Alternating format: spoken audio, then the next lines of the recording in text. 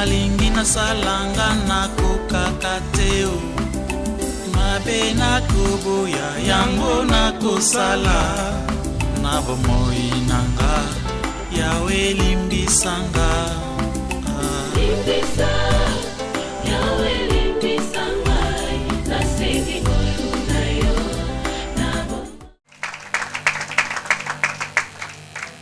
Temena biso lelo tobesika mbetali construire une forteresse de foi. Construire une forteresse de foi. Kotonga forteresse, tobaki forteresse ezali makanisi. Ezali lokola doctrine, ba idéologie. Tobaki ezana forteresse où il faut tout combattre charnel. Mais ici on parle de forteresse spirituelle. Tobaki forteresse ezali ici kamoko où ils ont fortifié pour que munguna kotate.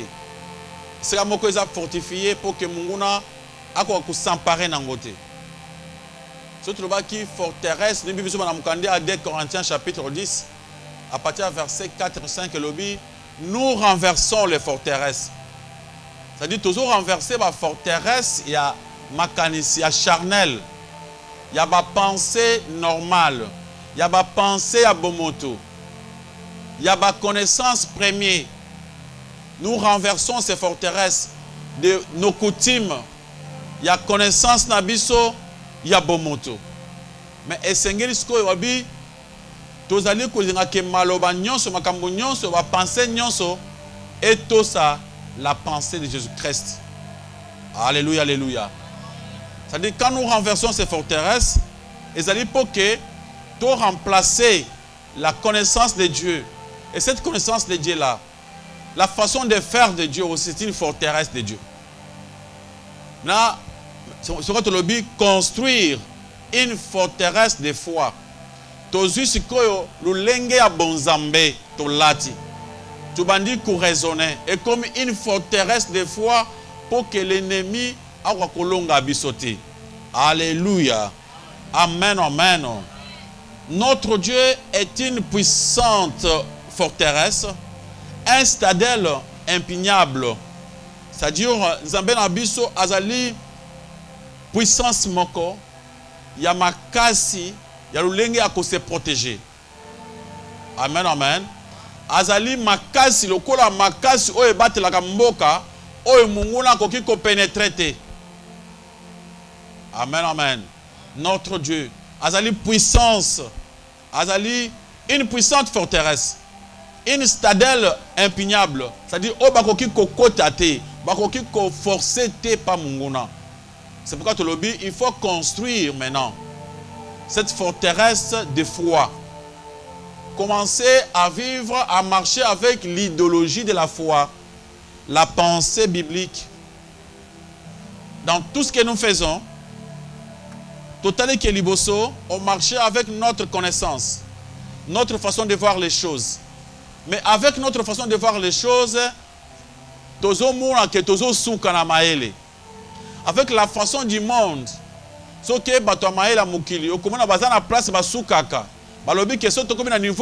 fini. Mais Nzambe azakana fente. Nzambe azakana essayer de stopper été. Ici ka bato basukaka, Nzambe alekaka. Alléluia, alléluia. Dès que ça devient impossible pour les hommes, mais ça reste possible pour Dieu. C'est pourquoi tu lobby tout construire cette façon de voir les choses comme un enfant de Dieu. Dans ta situation, dans ce que tu traverses, des fois tu vois que des choses ne marchent pas d'après toi, d'après les conseils de ce monde, d'après les idéologies de ce monde, d'après la science de ce monde. Amen, amen. D'après la connaissance des gens intelligents de ce monde. Mais d'après Dieu, c'est autrement. Alléluia, alléluia. Ici, quand tu as un point, Nzambe a un fragile parce qu'il pourra encore passer. Parce que Nzambe a il est capable de faire des choses oyo la vie est impossible. Alors c'est pourquoi des fois biso Nabiso Maël, Nabiso, et Monaki, que c'était déjà fin. Il faut tout le monde, notre façon de voir les choses pour que tout marche comme la pensée de Dieu. Notre Dieu est une forteresse invincible, une retraite et une arme sûre. Alléluia, alléluia. Nzambe na biso azali forteresse, makasi moko obalonga kate. Na ba idéologie à Nzambe, biso ba que Dieu est omniscient, il connaît toutes choses, même ce qui va arriver. Il connaît le passé, le futur, tout. Il est au courant de toutes choses. Donc, avec Dieu, tout est possible. Alors, notre Dieu azali arme moko sûre. Amen, amen. Dieu azali arme sûre. Au moins que tu te confies en lui. Si tu lui fais confiance, il va marcher avec toi. Il va t'aider. Il va te faire surmonter tous tes problèmes. Parce que notre Dieu, il est digne de confiance. C'est un Dieu fidèle. Psaume chapitre 18, versets 2 à 3. Tout ce monde a comment David azali kotali sango. Azali ko montrer biso ce qui est notre Dieu. Alors, je t'aime, ô Éternel, ma force. Nalingi Nzambe makas nangai. Je t'aime, ô Éternel, ma force. Éternel, mon rocher, où je trouve un abri. Mon bouclier, la force qui me sauve. Ma haute retraite. Alléluia, alléluia. David, inspiré par Dieu, inspiré par le Saint-Esprit, azomona en Dieu un refuge. Azomona en Dieu na kati Nzambe, azomona force moko, protection moko impossible. Si tu veux comprendre, je t'aime, ô Éternel, ma force. Si toi aussi tu crois en Dieu, tu peux parler ensemble avec lui. L'Éternel est ma force. Donc, quand ça ne va pas avec la force de mon corps, quand ça ne marche pas avec mes pensées, l'Éternel restera ma force. Alléluia, alléluia. Alors, ma force éternelle, mon rocher. Vous connaissez les rochers? Rochers, ils allaient libanga, ils allaient mabanga musuza kupembe na mai, même na bangomba, mabanga moko izaka même, ils ont la place mon toko kota na kati.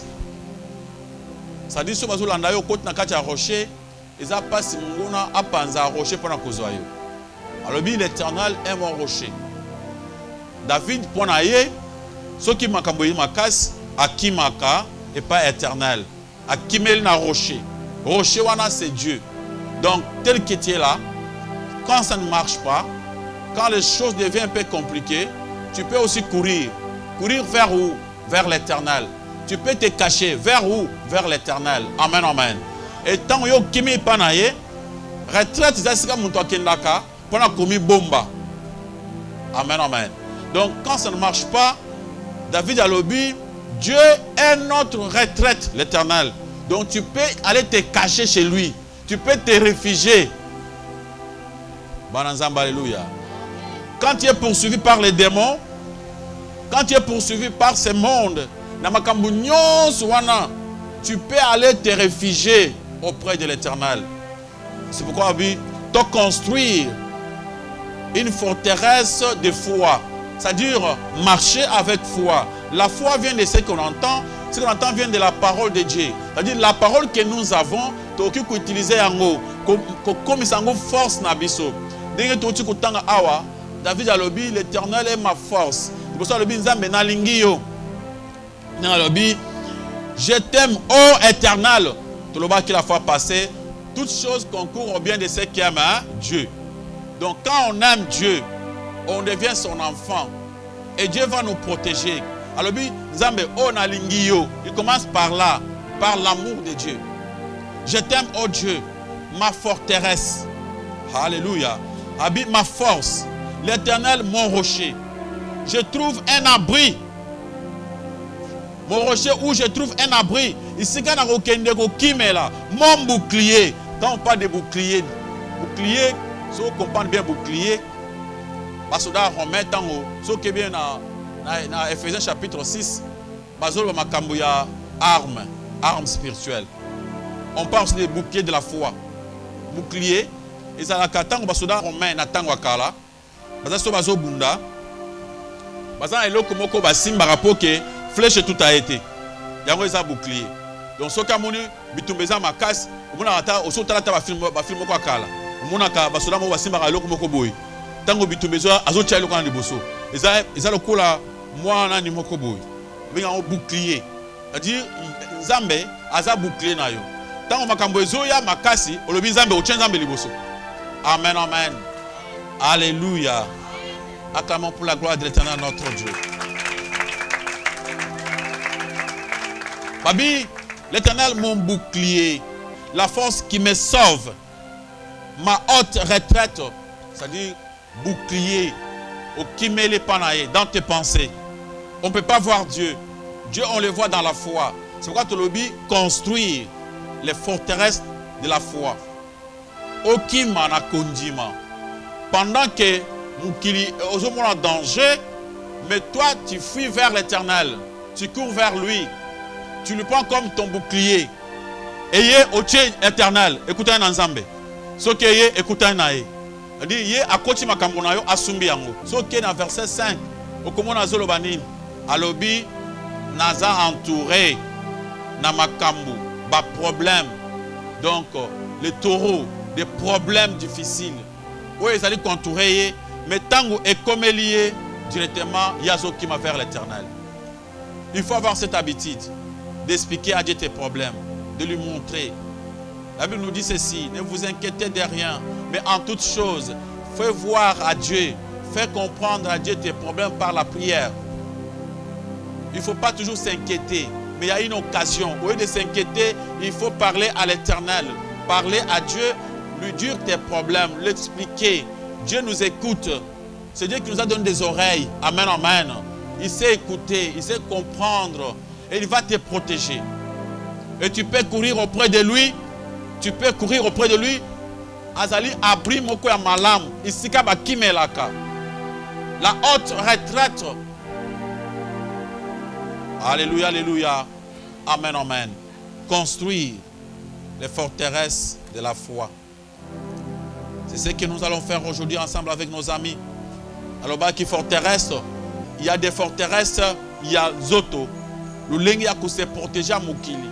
Mais, awa ntuto lobi, to se protéger dans le lingue à Bonzambe, dans le lingue à foi. Amen. Psaume chapitre 9, versets 10 à 11. L'Éternel est un refuge pour l'opprimé, est un refuge au temps de la détresse. Ceux qui connaissent ton nom se confient en toi, car tu n'abandonnes pas ceux qui te cherchent, ô Éternel. Alléluia. Amen, amen, amen, amen. Betama beaucoup bien pour le coup Zambé. Alléluia. Amen, amen. L'Éternel est un refuge pour l'opprimé. Qui est l'opprimé? Un opprimé. Au moment où ils ont traversé, c'est compliqué.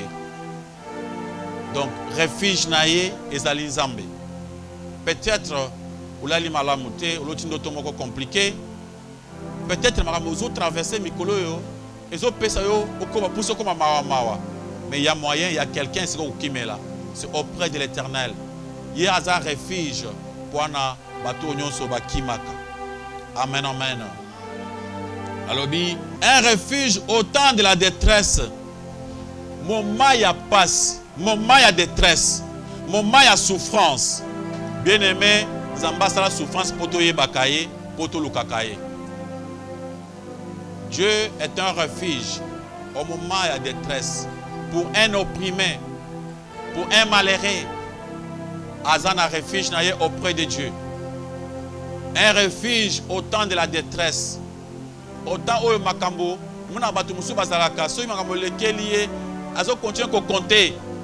j'ai mon ami, j'ai mon frère. Alléluia. Tu verras que Dieu peut susciter une autre personne que tu ne connais pas pour t'aider, pour te secourir. pour te prouver que ce n'est pas à cause de la connaissance, c'est parce que c'est Dieu qui a voulu te sauver. Alléluia, alléluia.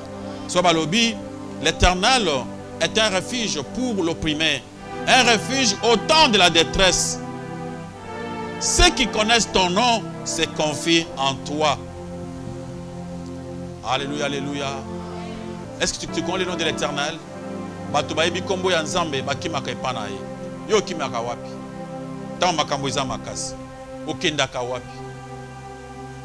Bato bayebi kombo ya Nzambe, tango makambo eza makasi bakimelaka epa na ye. Amen. Il faut s'habituer.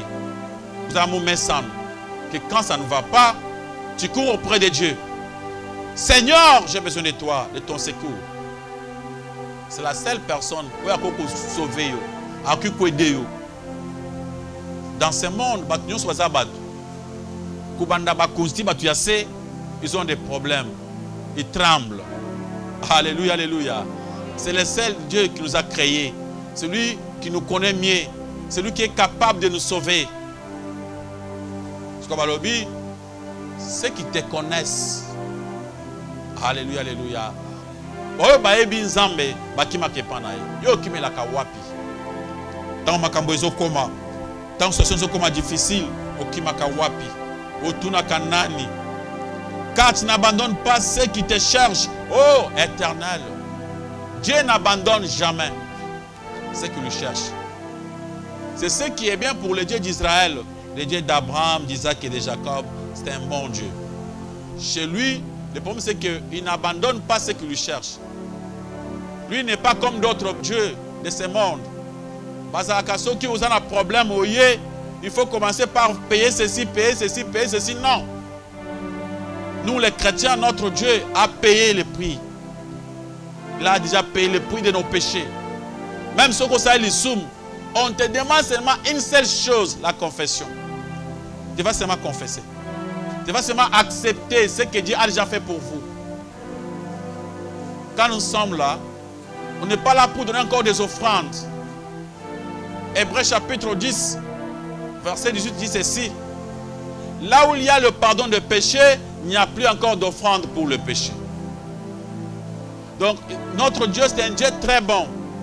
Il ne nous demande pas quand nous venons auprès de lui, non, qu'il faut d'abord payer ceci, cela, non. Je vois des gens, au moment des problèmes, parce que l'Ecclésia, quelque chose, pourtant que nous, les chrétiens, nous sommes les enfants de Dieu. Tant que moi, je n'ai pas papa, alléluia, alléluia. Tout ce qu'on nous demande auprès de l'Éternel, c'est de confesser nos péchés. D'être conscient du mal que nous avons fait. Alléluia, alléluia. Dieu est tellement bon. Il n'abandonne personne. Il n'abandonne personne, notre Dieu.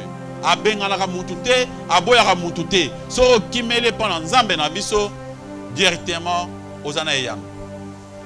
Amen. Alléluia. Maboko makaspan lokumna kolesumasi. 1 Corinthiens chapitre 10, verset 13. Ici, Dieu est fidèle. Il ne laisse pas ses enfants être tentés ou testés au-delà de leur capacité à éviter ou à endurer le mal. Zambé Nabiso aza fidèle. Il ne nous laisse pas être tentés au-delà de nos capacités. C'est-à-dire, tant que vous avez un test dans Zambé, au traverser un moment difficile, Zamba koti kaoti au crevete. Aza pembeni. Ceux qui tentation na ba péché et qui makasi au dit Seigneur non. A stopper ango. Alléluia, alléluia. A stopper ango. Test oyo Zamba le kisio. Ceux qui le qui makasi pona yo, tango ko crier a kocha le boko ne pona ko protéger. Il ne nous laisse pas être tentés au-delà de nos pensées, au-delà de nos forces, parce qu'il est fidèle. Ils ont le coup là, aigle. Banazamba, alléluia. Oui, aigle. Soko alingi ata samwa na ye nenga opumbwa, akozwaye, achana mapapon na ye. Amati likolo makasi, akomi musika, après à lâcher. Tant à lâcher moi le coup la zo quoi kufi. Moi bandi ok na kufi zo quand ya azutaka pembeni azo pembeni na ye. So comme que non il y a un danger les bangezali détement aleki ya zuye akenaye. Au fur et à mesure azo sala bongo moi na ye moko komi ko voler. Alléluia alléluia. Des fois Dieu permet des petits problèmes dans nos vies pour te survoler bisomoko. Tu comme capable de défendre, capable de partager moment na biso to passa na batu mususu. Amen amen. Il y a qu'une personne où ya bela malade wana abika akobeta lisolo ke malade babika kango. Alléluia alléluia. Seulement muntu abela malade wana abika nde akobeta lisolo ke malade wana babika kango. Mais ceux qui muntu nana bela malade wana abika te pona ye babika malade wana te. Makambu yo le cas makasi des moments difficiles au traversa et qu'on aide au partager avec les autres et tu pourras aussi sauver les autres à cause ya yo parce que vous avez l'expérience. Maboko makasi pan le komona pour les soins. Amen amen. Nous avons un Dieu tout puissant. Un Dieu d'amour. Notre ami nous prend 1 Pierre chapitre 5 verset 10. 1 Pierre chapitre 5 verset 10.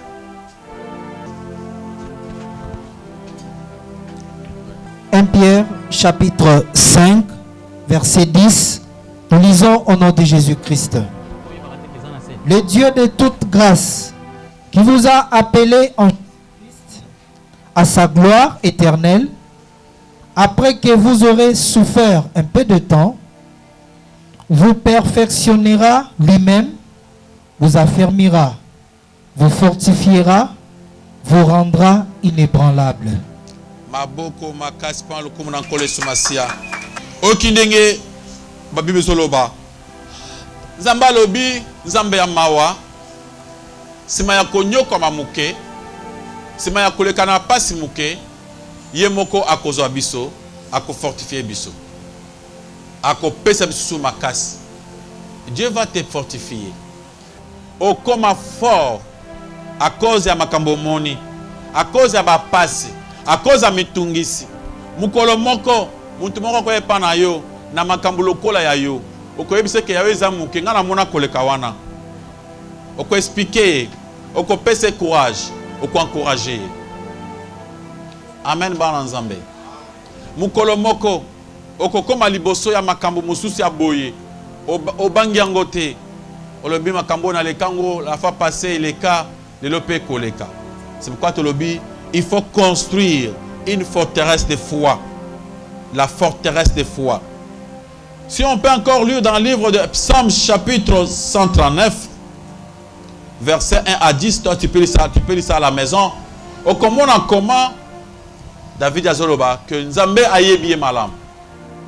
Nzambe azaka musika na bisote. Azaka chaque fois pembei na biso. Il y a des vérités que nous devons savoir. Parce que la Bible dit, vous connaîtrez la vérité et la vérité vous affranchira. Si le Fils vous affranchit, vous serez réellement libre. Et pour connaître cette vérité, nous allons continuer à écouter ce bon Nzambe, des mensonges où Satan a faire croire biso. Et tout le monde a mensonge pour te croire la vérité. Si on dit il faut se confier en Dieu, comment est notre Dieu par rapport à nous? Il faut que vous ayez une image moko ya bien Nzambe. Tout ça quand ça comme Dieu, Nzambe le kolaza distant, négligent à son égard. Ah, Nzambe ngoso na sambelaka. Au monde ezumela. Sur le pardon, ce qui passe attendre salamak. Bomiko sak. Nzamba saka makamona tango. Nzamba zakape na retardé. Batu pe bakende pe passe temps pe bazo pe l'autre côté. Bamusu bakende passe temps bazo maboma. Amen amen. Tout ça ils arrandé lukuta to miko saka lukuta. Oye passe temps ne bazo mbangu non. Après ça qui na nimbangu. Ce que mon que passe temps aux yeux l'autre c'est-à-dire aux aki nangu bandakala. Si vous avez un côté qui passe à temps, il y a un peu de liboma, un peu de liboma. Vous avez un peu de Satan a yibaka oyo zanango. Laisse-moi te dire la vérité. Batu subuna bazana succès.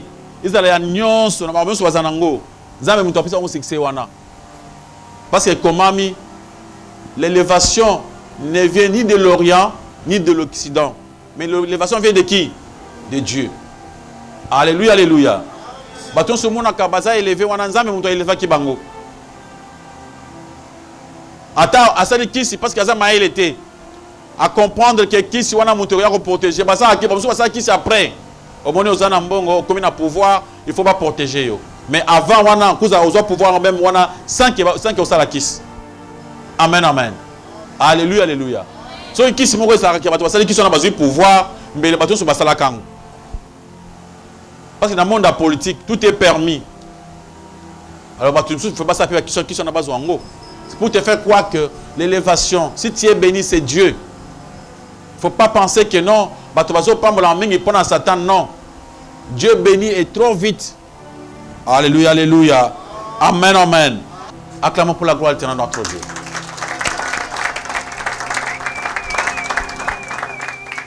Ce matin, on a parlé des forteresses de la foi.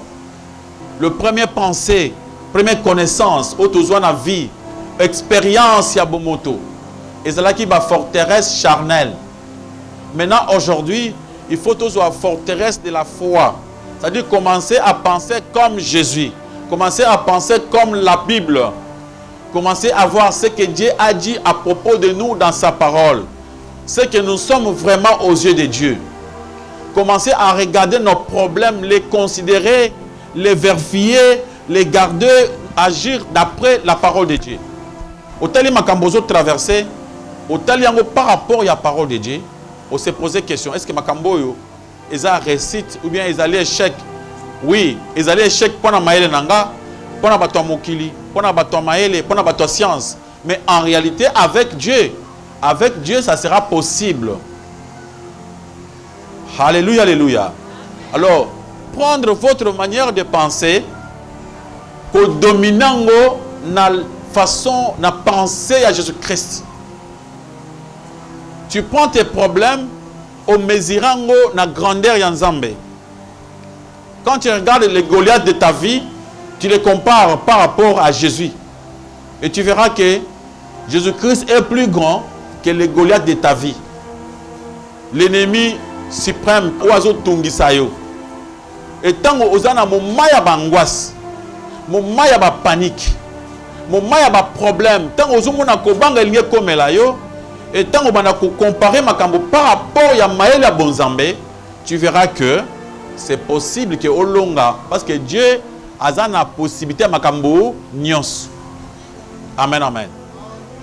Ici, quand Maël a eu sous la kiwana, yo okangi Maël à Bonzambe. C'est quand tout le monde qui David a lobby, Nzambe ndi force naye, Nzambe ndi makas naye, Nzambe ndi kimel naye. Tant makambo yaka akimela kakuna. David a lobby, batu baye bakanzambe, bakimela ke panaye. So qui veut ma oye bakanzambe, ozu makam, ok pas banganga, c'est-à-dire oye bakanzambe te. Celui qui connaît Dieu, en cas de problème, akimela ke pananzambe. Bananzambe, alléluia. Yo osambelaka, makambo oye komela yo, ata balobi ki maladi wana ozu, koko moko boya kindoki atreta kango, lokola aza ya kindoki yo okende te. Parce que nous-mêmes, nous sommes chrétiens, nous avons la force et l'équipe à nos quignons. Alléluia, alléluia. C'est pourquoi il faut penser que Jésus-Christ a au-dessus de ma quignons, a la capacité, a la facilité à délivrer. La vérité en est que, et qui me lui a malam, ils ont mandonate, et qui me l'a malam, ils ont mis en moukilité, et qui me l'a malam. Ils ont bandé famille bazana mbongo te et qui me la malam. Ils ont bandé bazana pouvoir te et qui me la malam c'est Jésus-Christ de Nazareth. Alléluia, alléluia. Donc c'est notre haute retraite. Ici kaba qui me la ka OK bombama. Ko kima wana eza nzoto te. Dit makanisi na yo. Et qui me le pa na nzambe. Et mona ke nzambe atiki yo te. Makanisi na yo et se santara ke nzamba za na ngai. Parce que nzamba lobi azalaka kaka pembeni na biso, amarchaka na biso pe entoura biso. Asaka nyonso ya malamu pour que tolonga. Alléluia, alléluia. C'est pourquoi mon frère, ma soeur, il faut tout se construire. Cette forteresse de foi. C'est-à-dire tu vas commencer à lire la parole de Dieu, à s'emparer de toutes les promesses bibliques. Il est écrit, et comme maman, Nzamba Kosala, et comme maman, Nzambe na kimele pano parce que le biyonde sika au kimela. Nazana konyo parce que Bible so que Nzambe bolamu ya Nzambe ya Israël abwaka kamuntu te o akimela ke panaye. Et ko kima to kima repana Nzambe wana, ezate okofute le côté, c'est gratuit. Il y a des gens des fois sur amuni makambu akeda kuluka ba ecclesia moko akendaka afuta mbongo. Soki osambela ka place oyo okendaka côté moko boye ofuti mbongo pour ba passer basambela pona yo basala musala pona yo ozali oyebi nanu Nzambe te ozali aventurier. Alléluia, alléluia. Makambu na yo kosila te ko bakisa makasi parce que notre Dieu fait gratuitement. Abiboya awa bazo pesa pamba ofele Yesu na biso alobi azo pesa ofele yo lingi okende quelque part basengi mbongo futa mbongo ya boy. Tu crois que tu peux acheter les choses de Dieu dans mon mbongo na yo bana Nzamba, alléluia. Mais moi je vous dis que le Dieu d'Israël, le Dieu d'Abraham, Isaac et Jacob, il est muto akeli lola, muto akeli wolo, muto akeli diamant. Il n'a pas besoin de paix d'argent de quelqu'un pour les corrompre. Amen, amen. Alléluia, alléluia. Et ça gratuitement. Et ton paix ça na esengo. Mais quand tu pars quelque part, ok ko lukanzambe, okuti papa moko abiso que non, pour nzamba sala, pesa nan offrande boye, c'est-à-dire aussi au bungi. Ok ko lukanganga. Amen, amen. Il y a encore des gens comme ça, bayaka awa, ils font des pareilles choses. Il faut faire attention. Jésus-Christ a funguli maboko, habit gratuit. Venez. Vous tous qui êtes fatigués et chargés, nakope sabino kimia sans qu'on foute en bongo. Alléluia, alléluia. Fortifie-toi, prends courage. Changez la façon de voir les choses. Makambu wana o etemelio makas. Nzambe na kosaelo gratuitement. Dieu n'est pas compliqué. Asa rankinyete. Oh, le kola osaki boyenga la boye. Non, Dieu n'est pas ça. Ceux qui ont eu conscience, le Seigneur n'a zongué pas na yo ayambi okaka. Notre Dieu n'est pas comme côté Moussou Atobakendak. Ce qui est le kola monique, le osaki boyasili qui non. Babi azakala en colère. Un Dieu miséricordieux, un Dieu qui comprend, qui pardonne. Tu peux lui faire confiance. Tu peux marcher avec lui. Alléluia, alléluia. Tu peux penser comme lui pense. Voilà la pensée de Dieu. Il dit ceci, tu es son enfant. Il t'appelle son enfant. Il t'a adopté. Na pensé en Nzambe alobi, il veut te bénir. Alléluia, alléluia. Na pensé en Nzambe, il veut ton élévation. Alléluia, alléluia. Dans ses pensées, il aime ta bonne santé. Je veux que tu prospères. Namakambo nyonso, o prospérer en bonne santé, o prospérer na ba faire na yo, o prospérer na makambo nyonso et kende liboso. Acclamez pour la gloire de notre Dieu. C'était la prédication de ce matin. Notre Dieu. Tu vas commencer à prier. Tu en attends aux autres, ça va question na yo, aux autres prier nan. Zamba comme kimel na yo. Esika ba kimelaka. Zamba comme makas na yo.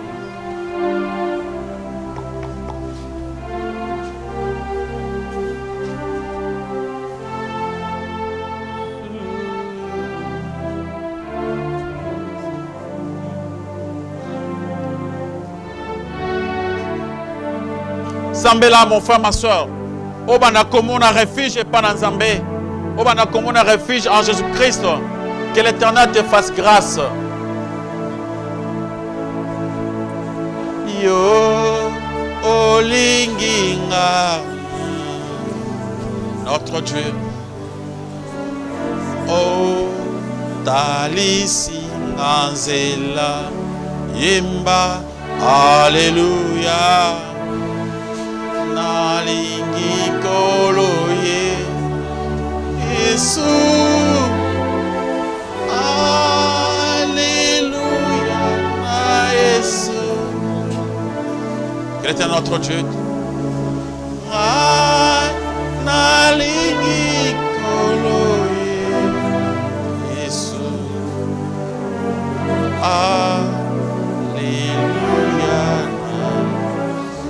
Dans ici ma problème na yo, mon mari est difficile, Seigneur nana qui me le pas na yo. Elnyo koma refuge nanga, elnyo koma ici kanga la ko qui me la pona ko yanga solution. Nazana posa na qui me le pas na Nzambe, ici comme so okende zalité. Yo nde ici kalibanga bakotaka. Nzambe na qui me le pas na yo po sunga ngai, po secourir ngai Nzambe. Mayela mokili esili ngai, natamuli partout na moni solution te. Na ekomona kifo na zonge pana yo. Na yebike yo zali Nzambe, yo nde ko sala. L'Éternel fait quelque chose dans ma vie. Na kimele pa na yo, Éternel notre Dieu. Na kimele pa yo, El Alléluia na Yesu. Zamba kota makambo na yo. Zamba kota ba problème na yo. Kimele pa na Nzambe. Kimele pa na Nzambe aya kosunga yo, akome refuge na yo. Misala forteresse ya kondima. Ubanda komona loboko na Nzambe ezo protéger obutu moi kimele pana ye po azali Nzambe po azako batela yo po akokosa quelque chose pour ta vie.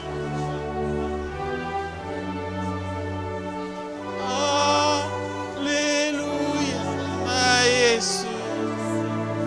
Éternel des armées, nani azalo kola yo, nani akokosa lokola yo, nani akoko batela biso yo. Merci mon Dieu.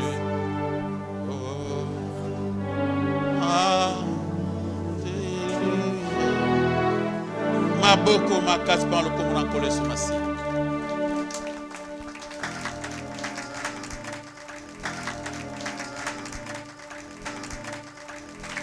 Nous avons seulement 10 minutes pour les questions.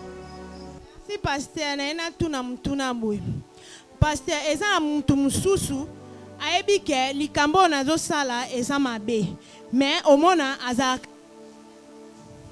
azalaka na prophète mo boye akendaka epa na ye nayebi te ye moko soki ayebi lolenge basambelaka te aozwa pe ta mosu mwa mbongo ebele apesi prophète wana o obia matele ata na ngomba ototaki obia na campus mpo akee kosa yo moko yango na ye natuna yo moko soki okoti na chambre bandi osambela te maboko makasi mpo lokomo na nkolo Yesu masi. Maman Lobi, il y a des gens parmi nous. Bazaka soki azana ba problème. Azoki ndekuluka batu ko basambela pona. Des fois batu wana ba prophète wana ba mataka bangomba pona ko ndekobondela pona batu. Ya kozwa mbongo apese prophète zwa mbongo oyo. Ba musuku to bazaka soki tu prière awa koyate. Soka ki prophète on a kena zamba bakena ye. Mabala batu ya basi ebele ba bebisa mabala bango makambo wana. Azamwa sa libala amataka ngomba na ba prophète mukola ko na prophète akostuka. Parce que mingi baza ba aventurier ou bakena ba ngomba wana, je vous dis la vérité. Plus pas bo ba mataka ngomba, ce sont des aventuriers. Nzambe alobi boy. Yesu ayaki na mokili pour que asa la réconciliation biso na Nzambe. Nakala Adam na Ève babebisa ki relation na biso na Nzambe. Tango Yesu aye bibezo ba ke aye po ami pesa abongisa akufa na place na biso po tozonga na relation na biso ya kala. Nzambe akomisi biso banani bana na Nzambe. Nzambe akomi papa na biso. Ngai na bino tozali bana na Nzambe. Alléluia, alléluia. Mokonzi ya muntu wazate ngai na bino za bana na Nzambe. Pasteur nyos, prophète nyos aza mwana Nzambe lokola ngana yo. Nzambe aza papa na biso propre. Yango bayuda batunaki Yesu tokosambela ndenge nini? Yesu alobi na bango boy. Bo sambela boy. Papa na biso. Nzambe aza nani? Papa. Papa na biso, o azali kolo. Mon propre père, mon propre père. Attends, il y a un grand frère. Pourquoi on n'a pas d'angai, il faut appeler ce mot pour ça pas d'angai. Pourquoi? Ignorance, tu. Mon peuple périt faute de la connaissance. C'est pourquoi Moutouana a déformé prophétie à Lukuta, a détruit Liban, a détruit famille. Amen, amen. On avait des parents pareils, nous. Ba parents on a banyoko la biso pour la bilo yoka yoka bikenda kenda bisambela sambela. Amen, amen. Au moins la bovandi bonanda ko boza à l'aise. Oh maman bakengomba. Bakele ko pomper ba prophétie na matoi. Makambo nyonso balongoli bazucha oyo bakabeli mwana oyo bakabeli. C'est comme ça avec ces gens. Pourtant que mutu aluki nzambe nzamba lobi soki okangami nanga mutu akolonga yo azati. Mais lokola yo linga nzambe te. Il y a des gens qui se trompent en croyant que soko zimbongo opesi prophète wana prophète wana siko nzambe siko ndako yoka prière lukuta. Dieu n'aime pas ça. Nzamba lobi koteka biloko na ngate. Bana nzamba alléluia. C'est pourquoi ceux qui n'ont pas pasteur Richard, et prie seulement. On prie. C'est fini. Ngai na sambeli pamba muntu akusala zanani. Nzambe. Et ceux qui muntu aza béni na ndenge na ye po mi konso kabela kangai même na sambeli pona ote. Na mona oyeboyo kabeli ngai. Na sambeli peti. Alléluia alléluia. Mais tant que l'union pesa pasteur zombongo siko sambeli pona ngai. To bebi si makambu nzamba kubeta nayo nanga. Amen, amen. Biloko nzambe batika na prière d'argenté. Bandeko, bokeba. Kende mingi, côté bangomba, bakena bangomba mangingi wana, oyoka masolo. Il y a des prophètes moko, il y a un tricage. Bana base bele, batubele panangai, makambo, oyo nako loba wate. Wapi, bakena na ngomba. Amaka uzanango. Atangelo Bible sika bakomaki makambo ya boye esengi ba jeune na ba forte prière au moins ndenge za boye oyo faut ka prière makasi o faut jeune o sans jeune obimate entre nous toyokana histoire wana lekaki boye bantoma bakeko bondela pona mwana wana bikite débat et bandi bino boko kite bozo ko kate maître bango akomi tant maître ke abondeli mwana sanini abiki papa mwana maman mwana batikali bantoma bakoko kende babengi Yesu abiki maître comment yo sambeli et salami biso to sambela esimbate kaka yo ndezo sala ipana biso esa tendenge nini yo mutu lobaki na biso ke trine ko sambela Yesu alobite makambo wana esengi pe busala ba jeune alobita bana basala ba jeune bango ba serviteurs. So passer à jeune wana abambi yo yango. Yonde ko sa jeune ngaite. Balobi yo sala jeune pour lungula mulimu. Nde omoni ozu jeune wana. Mama yakana bana nyoso ndako. Ba na bana mike bakota nzala. Bala nzala po nini po bazo délivrance. Baninga bazo nyokola batu fort. Faut faire attention. Batu wana bazala munoko, bazala lukuta, bibiso bake basali ya lukuta baza mingi. Soka yebiso bongo, ma papa tokosambela wapi? Mama, faudrait na ngomba ngomba onje mwenye zambes. Ndenge mtu kusoza na seboy ayoka te. Po ayoka, il faut te mettre montagne. Amen amen. Alors muntu amati avion, ya l'équipe na prière. Bongo wake na sanza. Pour ba duso ba kumfa na sanza kuna. So e ba duso kumfa na sanza. Parce que ceux qui biso automatique na ngomba mukebo nzamba yoki biso. Bon ba to ba fois ba avion.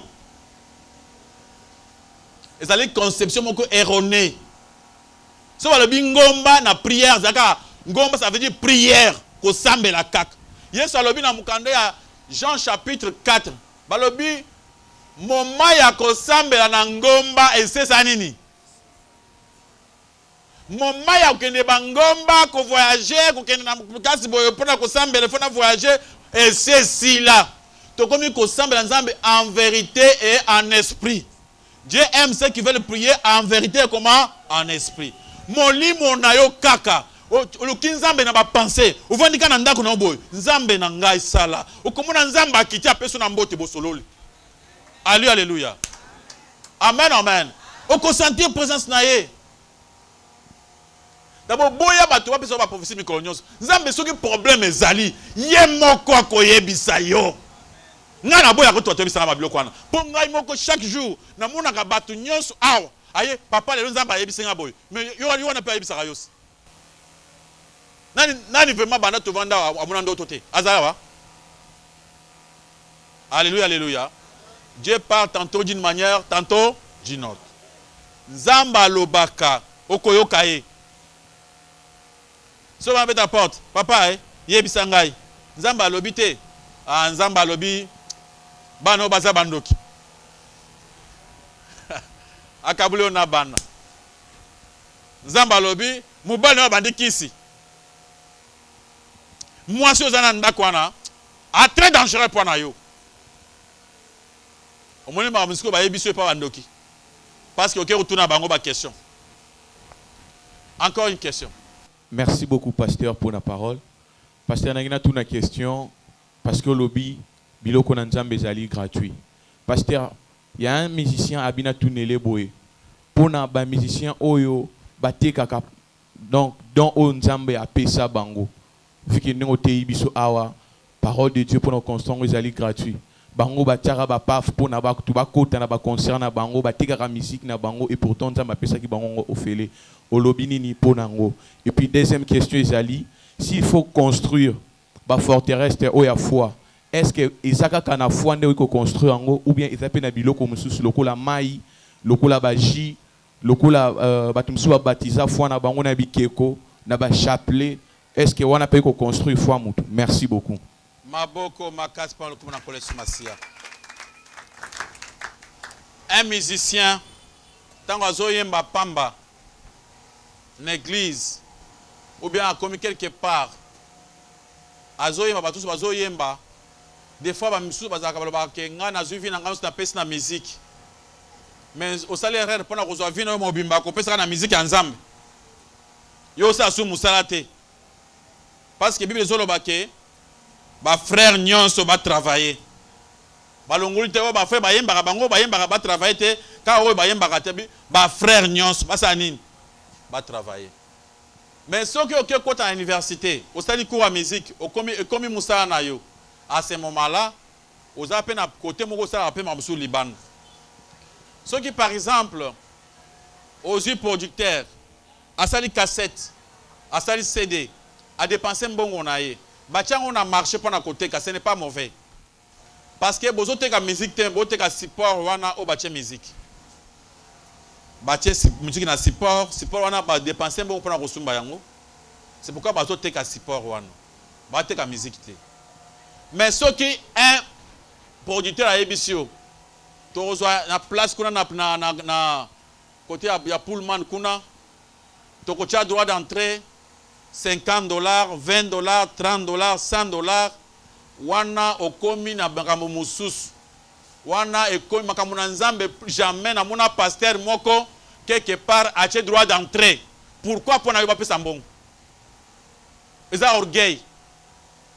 Frère, beta musique atana nzela bato ba sepela ba bongo la motema. Poni oke beta kuna côté ya makasi ba cha cher makasi. Yo kende wana beta musique wana gratuit. Tango bato bakoya lobine bandeko studio salle oyo. Ceux qui boko pesa mbongo tozo sa mbongo a salle. Nzamba akota bato na mitema ba pesa mbongo ou bien boluki bato ba motema lam o basaka mbongo na bango lokola awa na les chemins. Combien tu dépenses à na matière na biso? Ba les chemins, alléluia. Les longs narration à l'équipe partout dans les kaka. Pasteur Richard, la ndenge matière wana nzamba pambola yo. Pasteur Richard, muntu wana po muna ngala télévision. Bande kwa alléluia. Ezali panangu bate. Tu dépenses plus chaque semaine. Nous avons engagé des gens, des ingénieurs. Au moins, il y a un prêcheur. Au moins, il y a un caméraman. C'est un professionnel. À Tangana Université, aye ka ote mapamba boye pamba te. Lui c'est asali classe naye atanga tango kosis ao. Il faut pas monter, il faut pas des ordinateurs. TV wana ekocha pamba te. Et futaka ba droit makambo belé et to foutu plus. Il y a des gens parmi nous au ba pesak, ba musu ba pesak raté, ba musu ba pesak. To pesak mbongo wana retour ezate. On fait ça pourquoi? Pour ni yoye mbongo te. Ko yo za moyembi, ya yo photo pesak mbongo. To kende tout ça campagne. Ce que vous dites que papa, c'est tout ça campagne, ce qu'on a chembon, on a besoin de se lancer, tout ça paye en ressoute. Mais ce que dit que au coachambon, on a aussi la campagne, aux allants pousser zongate, car ceux qui sont bazongi ici d'accord, ceux qui sont peut-être d'accord, ou en est au sale. Parce que Tokocha jamais la campagne au droit d'entrée et au sale à mater. Yo quand c'est pas ça la campagne là, vous faites un bon en l'état. Amen ban Nzambe. Bateau va ça la campagne. Il dépense de l'argent. Tu sais comprendre que mission a été cassette, na CD. Mais mambo ya ba droit d'entrée, ezali libanda ya parole de Dieu. Yami balé. La foi c'est seulement la parole de Dieu. Seulement les textes. La foi textuelle de la parole écrite. Apôtre Alobi, selon les Écritures. Amen, amen. Après les Écritures, Jésus-Christ a un esprit. Une fois, Bible dit que ceux qui battent, ok, qu'on s'embella, battent image taillée, ils ont la nyama, ils ont la moutre, il y a bébé, il y a moi, il y a mon bali, battent. Bible est péché si biso. En dehors de cela, il ne faut pas qu'on s'appuie à Simba. Pourquoi? Dieu est esprit. Parce que Simba. Amen. Maï. Tu reçois confusion. Et que ça maï où tu as cimetière, tu as pourquoi tu as maï? Maï ezanzambe te maï basukula kango tambola ba bateau batu musu bazwa ba biloko mona batu so ba toilette ba keboka na maï donc maï ça fait quoi? Maï eza maï o mungwa basala mpona kotia na biloko des fois eza ba produit basala ma mususu et ça eloko nini? Huile basala huile on wapi? Na Inde et pas ba bouddhiste ndio osumbi huile wana pole oyako so osumbi huile wana ya ba bouddhiste wana ndeko bikisa yo. Quel est le raisonnement? Donc, on a fait un mille ou bien on a fait un euro. Parce que huile d'olive, parce qu'on a Congo, la Congo ça m'a raté, parce qu'on peut en Israël. Nana mona qui usine à huile d'olive en Israël. Exacté. Ah, on a Congo ça là ka. Ils en a Chine. Ils en a Inde. Ok, on sumba bateau qu'on va sembler la kata Jésus té. Donc basa ilo mafuta po yo sembler la mafuta na bango. Au moins que vous a reculé. Notre foi est basée seulement dans ce que Dieu dit. Zambalobi na kobate la yo nanjimi. Zambalobi na za papa na yo nanjimi. Dans ça, est-ce que moi na papa? Nengo za na moi na yo. Et là qu'on ne ça pour moi na uzana bien mafuta bien mai ou bien mungwa. C'est seulement l'amour. Toute chose coopère au bien de ceux qui aiment Dieu. C'est seulement l'amour de Dieu. Un point. Limbisa, Yahweh limbisa ngai, nasengi ngolu na yo, na bomoi na ngai. Limbisa, Yahweh limbisa ngai, nasengi ngolu na yo, na bomoi na ngai. Malamu nalingi nasalanga nakokaka teo. Mabe nakoboya yango nakosala na bomoi nanga Yahweh limbisanga Limbisa